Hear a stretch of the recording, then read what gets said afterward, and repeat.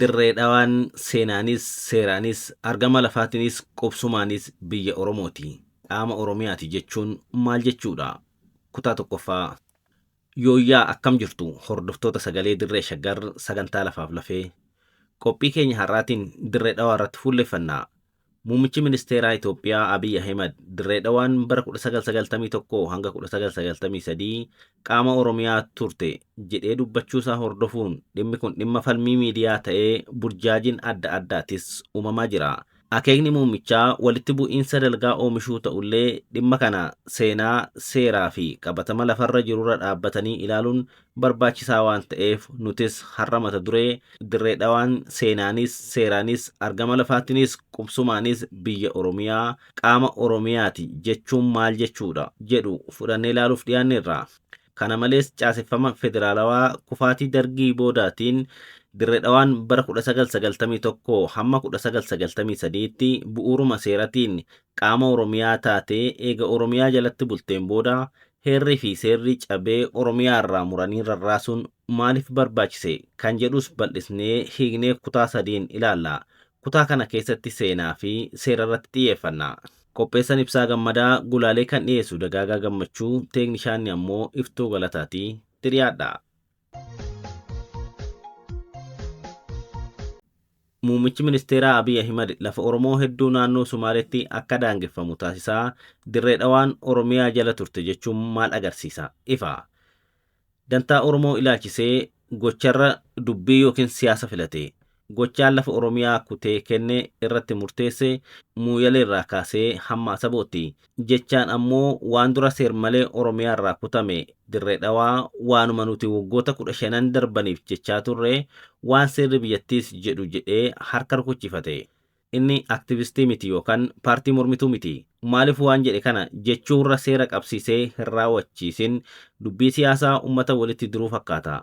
Waggoota 7 kana dhimma kana kaasee beekaa. Maaliif amma dubbachuu isa feesise? Dubbiin isaa kun aanaa muuyalee dabalatee eega aanaaleen 14 Oromiyaa irraa gara Sumaaleetti daangeffamanii booda ta'uun maal agarsiisa? Karuma danda'ame hundaan Oromoo fi Oromiyaa kukkutanii diiganii murna xixiqqootti jijjiirutu hojjetamaa ture. Ammas waan uummanni dhaga'uu fedhu tokko tokko fuuldura qabaati Oromoo saba guddaa fi biyyasaa Oromiyaa bal'oo kana xiqqeessuuf yoo danda'ameef ammoo gara ofii barbaadanitti oofanii awwaaludha. Kanaafuu dirree dhawaan seenaadhaan seeran argama lafaa fi qubsumaan biyya Oromoo fi qaama Oromiyaa ta'uu ishii tokkoon tokkoon fuunee ilaalla. Seenarraa jalqabna. Dirree dhawaan bara 1902 banamuu daandii baaburaa hordofuun akka magaalatti lafa Oromoo irratti akka hundoofte seenan ni ibsa. Magaalaan dirree dhawaa magaalaa Oromiyaa bahaatti argamtu gosoota Oromoo Oromiyaa bahaatti argaman keessaa handhuura afran qalloo magaalaa jaalalaan ibsamtu handhuura aartii Oromoo durii fi tan ammayyaallee tan taate magaalaa Finfinneetti aantee magaalaa daldalaa guddoodha.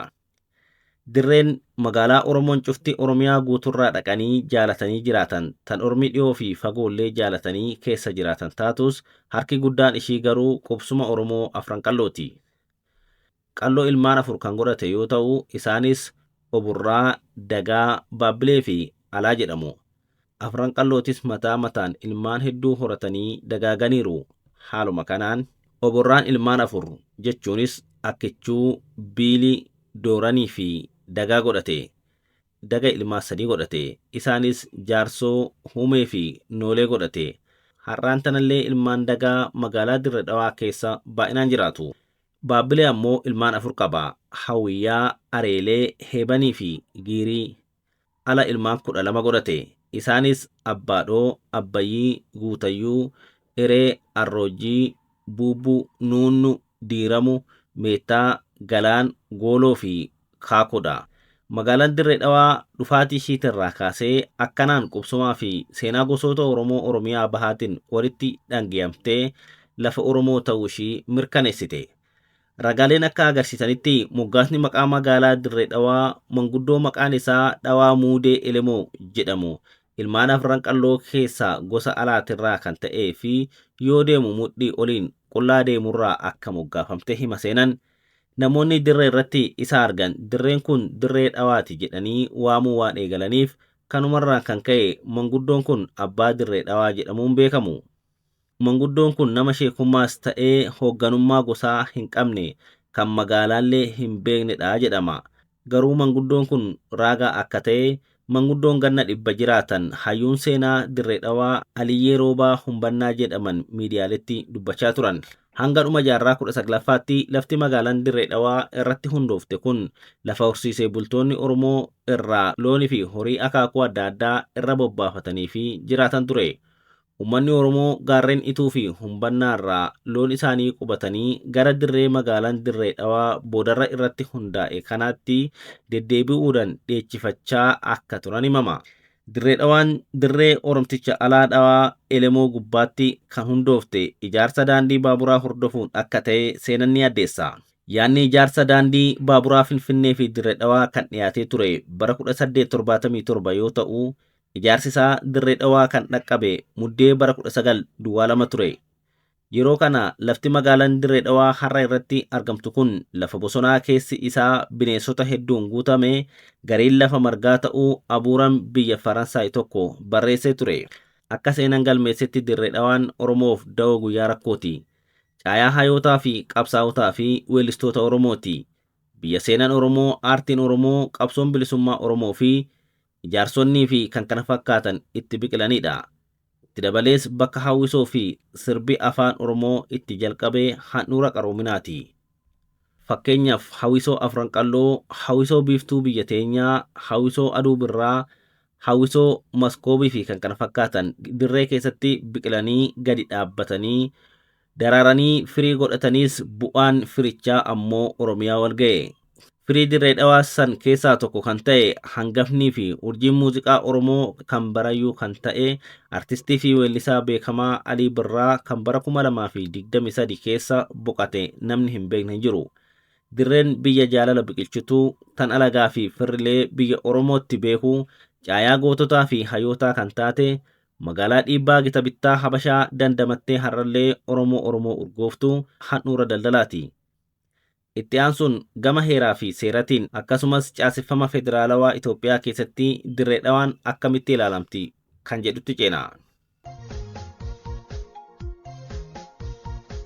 Dirree dhawaan bu'uura heeraa fi seera Itoophiyaa amma hojiirra jiruutiin har'allee qaama Oromiyaati.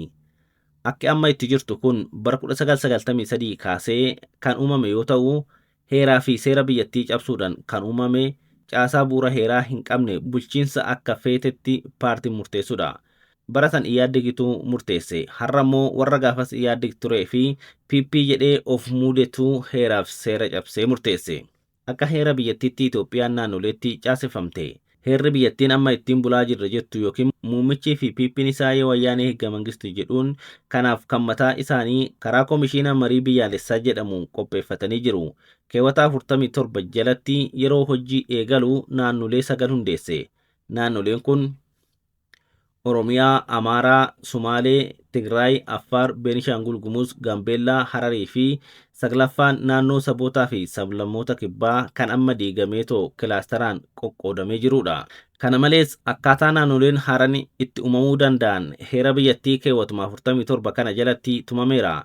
Haaluma kanaan naannoo saboota kibbaa jedhamurraa naannoon Sidaamaa of danda'ee yoo hundaa'u naannoon 10 ta'an.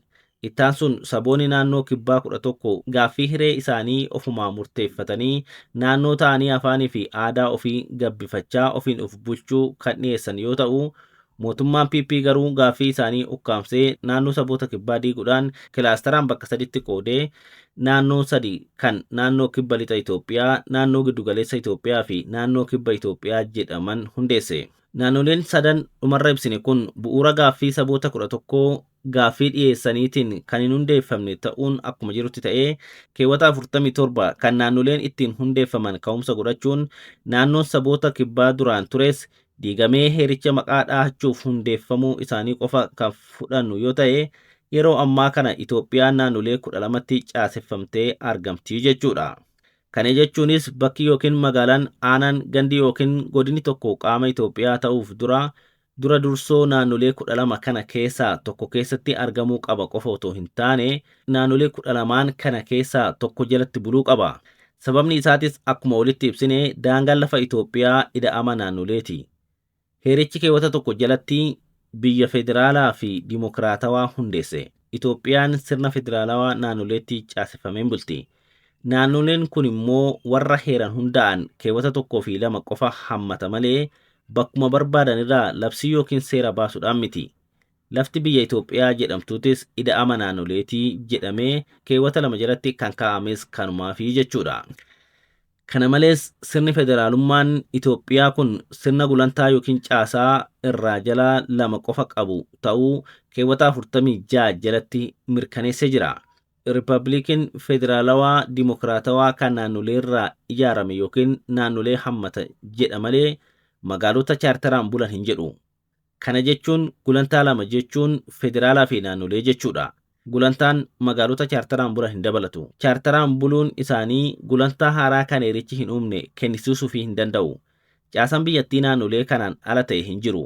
Biyyi Itoophiyaa jedhamtu kun aangoo mootummaa sadarkaa 2tti qoodameen bulti jechuudha. Aangoo federaalaa fi aangoo naannolee. Mootummaan federaalaa lafa bulchu hin qabu yookaan lafti federaalaaf kenname hin jiru. Mootummaa federaalaa dhimmoota waloo yookiin naannoo tokkoo wal qunnamsiisan irratti aangoo qabaata.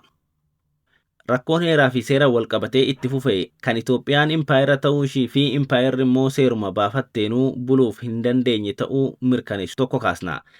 Labsiin paarlaamaa Itoophiyaa ba'u hundi kan keewwata 2 fi 3 jalatti hiikaa jechootaa yoo ta'u, jechi kilil yookiin afaan Oromoo kan naannoo jennuuf hiikaa yoo kennu, naannoo jechuun akka heera biyyaatti keewwata 47 jalatti tumamee jiruutiin naannolee jiran hunda kan hammatu yoo ta'u, barbaachisummaa hojiirra oolmaa labsii kanaatiif garuu Addis Ababaa fi Dirree Dhawaan akka naannootti lakkaa'amu jechuudhaan heera cabsuudhaan eegala. Heerichi keewwata 47 kallattumaan cabseet Finfinnee fi Dirree Dhawaa Oromiyaa irraa muree tarree naannolee keessa galcha.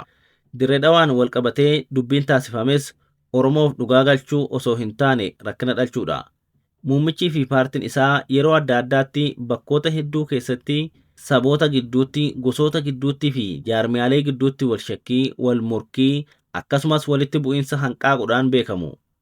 Jarri kun sabumti tokko kutaa amantii fi loqoda isaatiin akka walitti bu'u kakaasuudhaan beekamu.